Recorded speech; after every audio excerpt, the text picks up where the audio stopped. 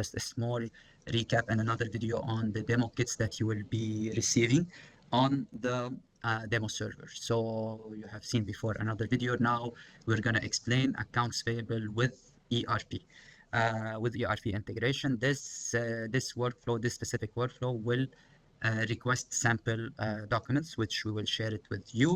And if you need to enrich with additional sample documents, that's not a problem. You share it. It's very easy to configure.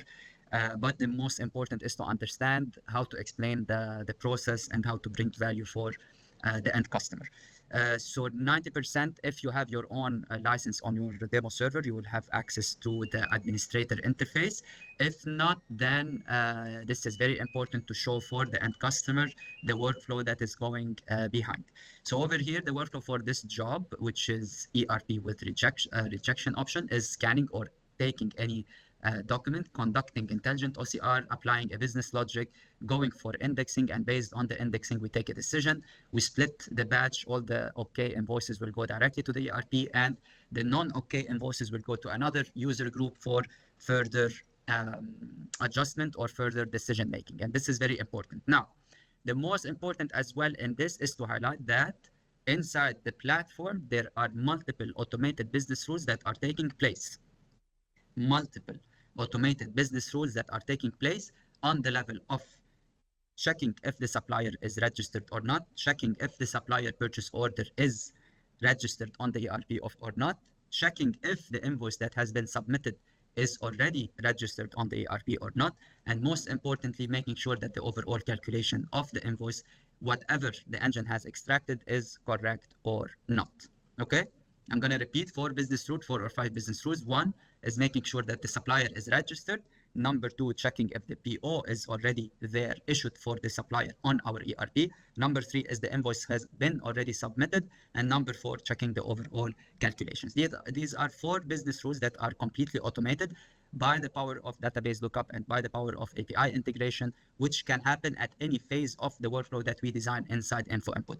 It can happen here, it can happen here, it doesn't matter. The most important is that at any point of time, we can validate additional business rules and we can offer more to the end customer. This is in a nutshell. Let me jump into the samples that you're going to be receiving. Mainly, I think it will be this one. Let me just double check. This document should have several pages, and every page is one invoice. Yes. So this is the document sample that you will be receiving. However, keep in mind that for if you need to enrich with additional, not a problem. We have done it for some partners. We can add more samples and enrich it. It does not show more value. The value is in the validation and the integration and everything, and what the customer or the end user will be able to see on their screen. So this is the sample documents. You will see them now on the screen. This is the workflow as an administrator view, and now we will jump into Info Input so that we can see it directly on the screen, how we can run it. I will log in, as most of you are already. Again, we usually take them through the interface. It is very customizable. We can change the color. We can do white labeling. We can do branding. We can have it in different languages. They can have shortcuts to browse fastly between batches. They have access to the batch manager. They have access to messaging for all the users in case they want to communicate something for them. The platform comes with driverless integration with any scanner. The platform comes with user and groups management, so that whoever is dealing maybe for one invoices type or as accounts payable different than accounts receivable, or for a certain supplier different for the other, or if the accounting and finance department, they want to have their own group, nobody else sees their documents, that's not a problem at all. Later, we take everyone through the home interface, explain the inboxes, what it is used for. These are my documents. Long story short, you know the drill by now. As well, a little bit on the statistics available over here, because it will open more questions from the end customer. Can I have reporting and dashboards and everything? And the answer is yes. Okay. So now I will start with how to run the demo. We go over here, we select our workflow, which it would have been better if I selected the demo, but it's okay. I have more than maybe 1,000 workflow available. This is the one that we're going to work on. Okay. Let me leave it, create and scan. And now we can either scan these invoices, which are available actually to be provided to you, to be printed and scanned, or we can offer it to you as digital, and you can just follow the same steps. You go to the folder, you select the sample invoices. It will go to directly to info input.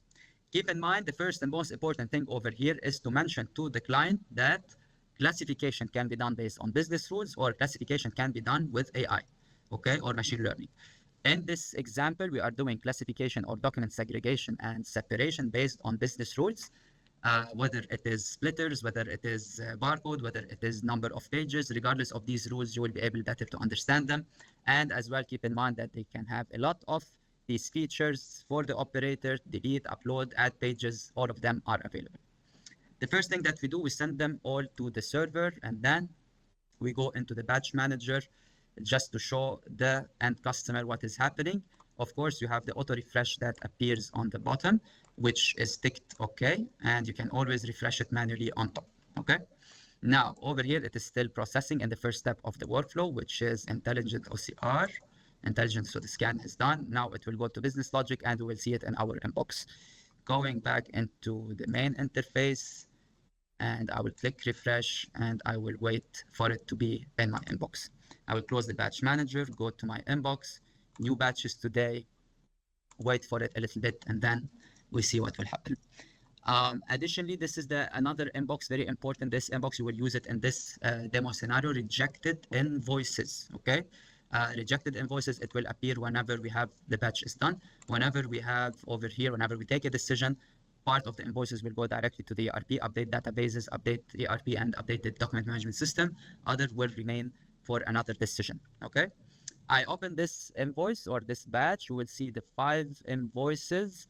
And keep in mind, very important to be kept in mind, that over here, the business rules always to repeat them for the end customer. We are validating if the vendor is registered, the PO is registered, doing live database lookup and checking if the calculation is correct and if the invoice is there.